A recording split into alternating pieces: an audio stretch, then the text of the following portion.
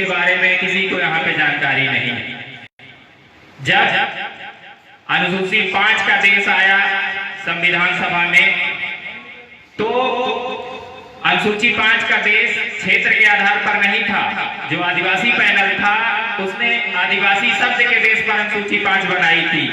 जयपाल सिंह मुंडा जी ने मेज ठोककर खड़े होकर ये इसका विरोध किया था कि अनुसूची 5 क्षेत्र के आधार पर ना हो, क्योंकि आदिवासी अनुसूची 5 के क्षेत्र के बाहर भी रहता है और रीवा में अनुसूची 5 नहीं है।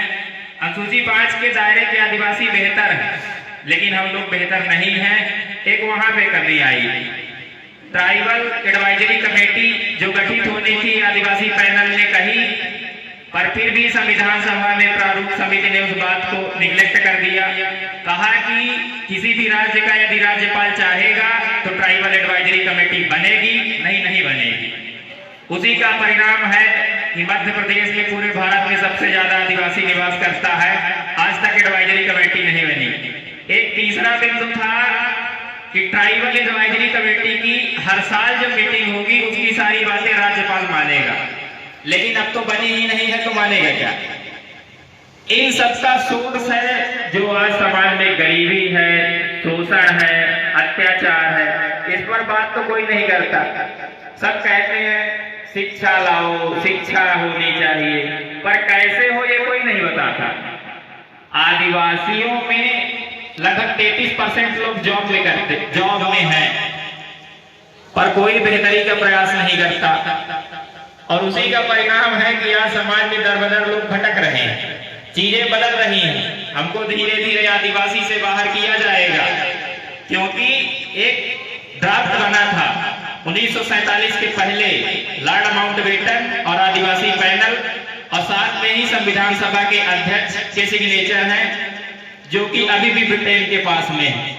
10 साल के लिए ही हमारी हुकूमतें जो 187 के आसपास थी इस संयुक्त भारत में, उसका तो कोई जिक्र ही नहीं होता। उस पर बात की गई थी कि आदिवासी समाज को जरूरी शिक्षा, संवैधानिक सामाजिक रूप से एक रूपता के लिए ही ये जो रियासतें हैं मर्ज की जा रही।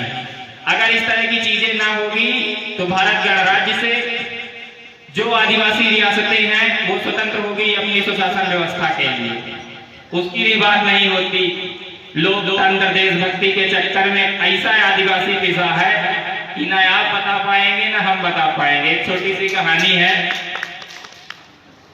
मतलब एक मेढक रहता है, वो जाके कढ़ाई में टूट जाता, धीरे से किसी ने आग लगा दी। मेढक तो जाहिर सी बात है अपने इन्वायरमेंट के टेम्परेचर के हिसाब से ढलता, वो मेढक हम आप सब धीरे धीरे गवर्नमेंट लोकतंत्र की ये तानाशाही सरकारें आग बढ़ाती जाती। मेढक सोचता है कोई बात नहीं, इतना तो मैं सरवाइव कर लूंगा। धीरे धीरे और आग बढ़ती जाती है। मेढक एनर्जी अपनी लगाता जाता है इन्वायरमेंट के हिसाब से अपने को ढालने के लिए। एक समय ऐसा आता है कि ना मेढक बाहर निकल पाता है ना सरवाइव कर पाता है, मर जाता है। वही हालत हम आपकी है। सरकारें पूरी कोशिश में कर रही हैं कि एकाएक आपको ना मारा जाए, थोड़ा थोड़ा मारा जाए, ताकि आप बोलिए अरे ठीक है। एक दिन ऐसा समय आएगा न आप हिल पाएंगे, न डुल पाएंगे, न अपने हक अधिकार की आवाज को बुलंद कर पाएंगे, और ऐसे ही तड़प कर मर जाएंगे। पेपर पढ़ेंगे आराम से कि अरे गलत हो रहा है, पर बोल कुछ नहीं पाएंगे। बहुत सारे लोग हैं, सब चाहते हैं कि फिर से भगवान बिरसा मुंडा आए, कोल गुरु लाखो बोधरा जैसा सैद्धांतिक ऐतिहासिक व्यक्ति आए, राजा शंकर शाह जैसा व्यक्ति आए, पर वो चाहते हैं मेरे घर से ना आए, पड़ोसी वाले के घर से आए, हमको फायदा हो जाए। इससे नहीं चलेगा, आपको भी कुर्बानियां देनी पड़ेगी। क्योंकि मैं एमबीबीएस करता हूँ, मैं भी चाहूँ तो कुछ ना करूँ, लेकिन कहीं ना कहीं मैं उस फैमिली से आता हूँ जो कभी ये नहीं सिखाते कि मतलब बात ही करनी। सड़कों पे आइए ना, सामाजिक समस्याएं इतनी ज्यादा हो रही हैं, दुर्घटनाएं हो रही हैं। आप जॉब करते हैं, ये कौन सा बहाना हो गया कि मैं नहीं आ सकता कार्यक्रम में, मैं नहीं आ सकता सड़क पे।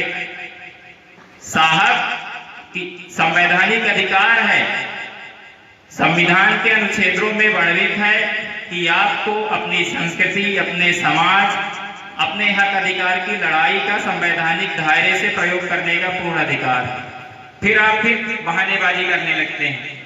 शिक्षा की बात होती है, यहाँ लगभग मतलब 50,000 कर्मचारी अगर हर मंथ सहयोग करें तो हमारा यूथ एक कोऑर्डिनेशन बना के कोचिंग सिस्टम स्टार्ट कर सकता है, हॉस्टल व्यवस्था हो सकती, गरीब का बच्चा भी पढ़ सकता, वो भी सपना साकार कर सकता।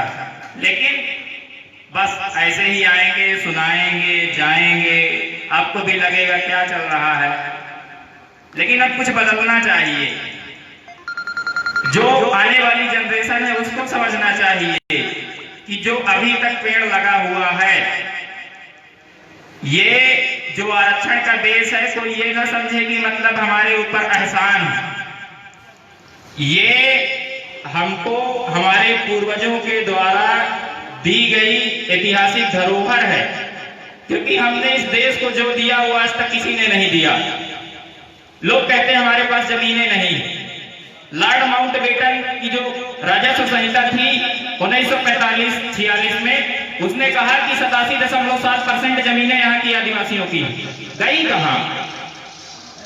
वो गई यहाँ कि 1971 से पहले कोई कानून नहीं था कि किसी भी आदिवासी या कोई और को अगर जमीन का रजिस्ट्रेशन करवाना है तो यहाँ इतने साल रहना पड़ेगा।